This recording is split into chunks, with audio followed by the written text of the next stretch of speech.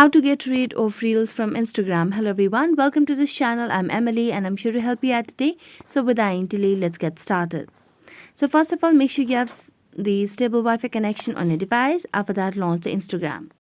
Now as you launch the Instagram, you'll be able to see the segment of your reels over here. Now, unfortunately, there's no way or no options to get rid of reels from Instagram as of now because this is a feature embedded by Instagram itself. But what you can do is simply you can just go back from the Instagram application and launch the Chrome browser. As you launch the Chrome browser, tap on the search bar and search for Instagram.com.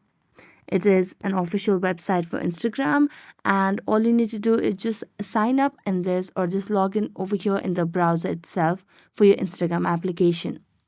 When you do that, you'll not be able to see any sort of reels in the browser format.